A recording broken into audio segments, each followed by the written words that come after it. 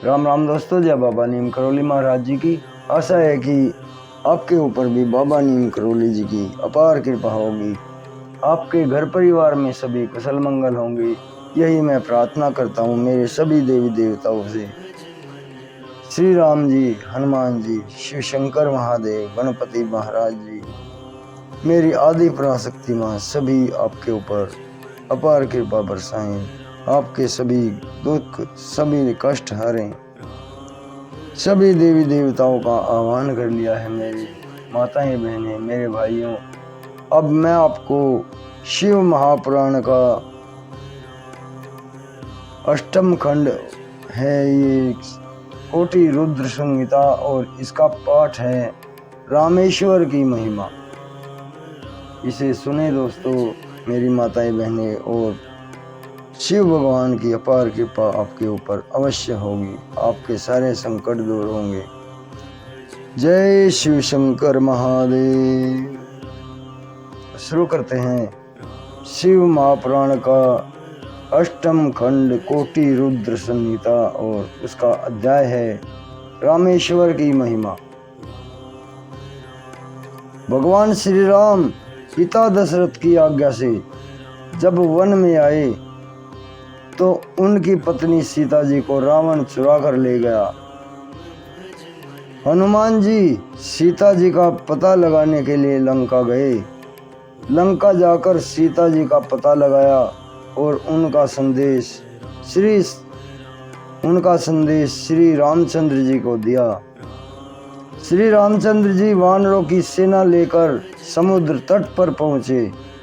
वे समुद्र को देखकर सोचने लगे कि इस समुद्र को वानरों के साथ कैसे पार किया जा सकता है। श्री रामचंद्र जी ने पार्थिव शिवलिंग की स्थापना करके उनकी पूजा करने लगे तथा समुद्र को पार करने के लिए शिव जी से प्रार्थना करने लगे। इस पर भगवान शिव जी प्रकट होकर रामचंद्र जी से वर मांगने के लिए कहने लगे।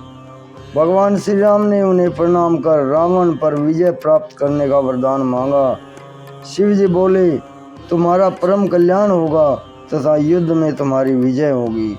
इसके बाद श्री रामचंद्र जी ने शिव जी से कहा, हे प्रभु, हे मेरे महादेव, जन कल्याण हेतु इस शिवलिंग में हमेशा विराजमान रहिए। भगवान शिव तथास्तु कहकर उसी में प्रविष्ट हो गए।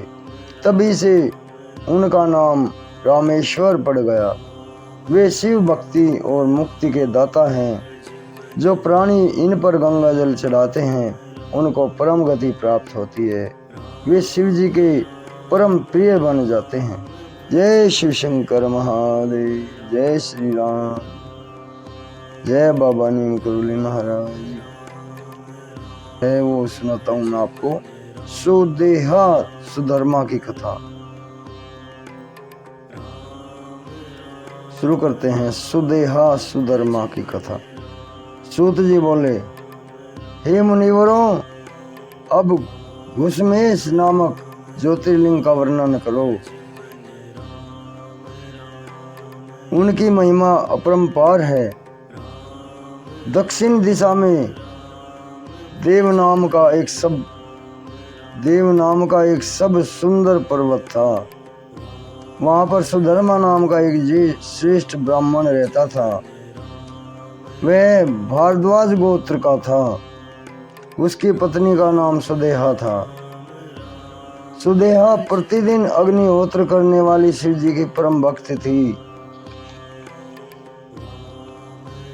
परंतु वह निसंतान थी।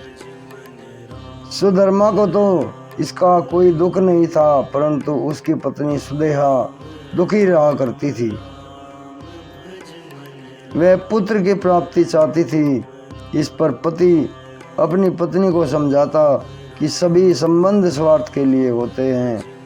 माता पिता पुत्र आदि सभी को हमने देख लिया है। कभी कभी पत्नी से ज़्यादा दुखी होने पर वह उसे फटकार लगाकर चुप करा देता था। वह हमेशा शिव जी की भक्ति में ही लीन रहता था। एक दिन की बात है, सुदेहा अपनी सहेलियों के साथ मन बहलाने हेतु चली गई। वहाँ पर उसका कई स्त्रियों के साथ झगड़ा हो गया। उस झगड़े में स्त्रियों ने उससे कहा, तू तो बांझ है, तू इतना अभिमान किस लिए करती है? हमें पता है कि तेरे पास बहुत धन है, परंतु कोई संतान न होने के कारण तेरे धन पर राजा का अधिकार हो जाएगा। यह धन दौलत तेरे किस काम की रहेगी? हमारा धन तो हमारे पुत्रों के काम आएगा। इस प्रकार की बातें सुनकर सुदेहा घर को लौट आई। वह बहुत दुखी होने लगी। उसने रो रो कर सारी घटनाएं अपने पति को बताई। इस पर सुधर्मा अपनी पत्नी सुदेहा को धैर्य बंधाने लगा।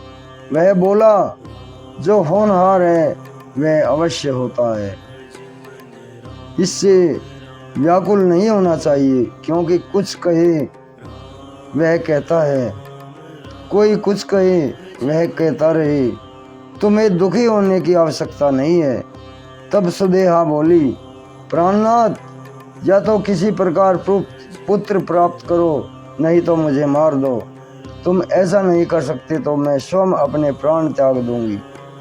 पत्नी को अधिक व्याकुल देखकर सुधर्मा ने भगवान शिव जी का ध्यान करते हुए 2 पुष्प अग्नि की ओर फेंके। इन दोनों में दाहिना पुष्प पुत्र देने वाला है।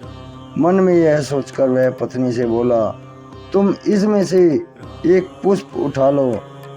पत्नी ने शिव जी की माया से बाईं ओर वाला पुष्प उठा लिया। इस पर सुधर्मा अपनी पत्नी सुदेहा से बोला, हे कल्याणी, अब तुम पुत्र प्राप्ति की कामना छोड़ दो और भगवत भजन में ध्यान लगाओ। हमारे भाग्य में पुत्र नहीं है। इस तरह वह पत्नी को समझा बुझाकर शिव पूजन में लग गया। कुछ समय पश्चात सुदेहा फिर बोली, हे प्राणनाथ, मेरे गर्भ से यदि पुत्र नहीं होगा तो आप दूसरा विवाह कर लें। मैं यह बात प्रसन्न मन से सोच समझकर कह रही हूँ। सुधर्मा बोला, मुझे अब दूसरे विवाह की विपत्ति में मत डालो। इस प्रकार सुधर्मा ने दूसरे विवाह के लिए मना कर दिया। इस पर भी सुदेहा ने पुत्र प्राप्ति हेतु तो अपनी छोटी बहन से विवाह करने के लिए निवेदन किया। उसकी बात सुनकर सुधर्मा ने कहा, हे कल्याणी, मुझे तुम इस झंझट में मत डालो, क्योंकि इससे यदि पुत्र हो भी गया तो तुम दोनों में आपस में विरोध उत्पन्न हो जाएगा, जो हम में से किसी को भी सुख देने वाला नहीं होगा। इस पर सुदेहा पैर पकड़कर बोली, हे स्वामी, यह तो मेरी बहन है, मैं इसका विरोध क्यों करूंगी? आप निश्चिंत रहें। सुदेहा ने जोर जबरदस्ती करके अपनी छोटी बहन का विवाह अपने पति सुधर्मा से करवा दिया। उसकी बहन का नाम घुसमा था। सुधर्मा ने सुदेहा से कहा कि यह तुम्हारी बहन अब तुम्हारी सौत बन गई है, तुम इसे प्रसन्न रखना। दोनों बहनें सुखपूर्वक रहने लगी।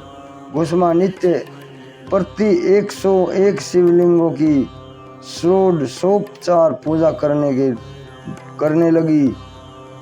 पूजा करके उसे तालाब में विसर्जित करती थी। इस प्रकार उसकी संख्या 1 लाख तक पहुंच गई। तब भगवान शंकर ने प्रकट होकर उसे एक सुंदर गुणवान पुत्र का वरदान दिया।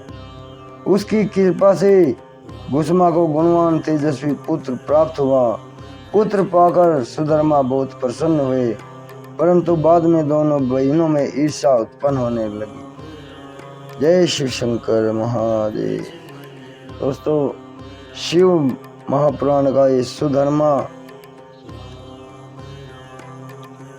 का पाठ और रामेश्वर की महिमा, ये दोनों समाप्त होते हैं।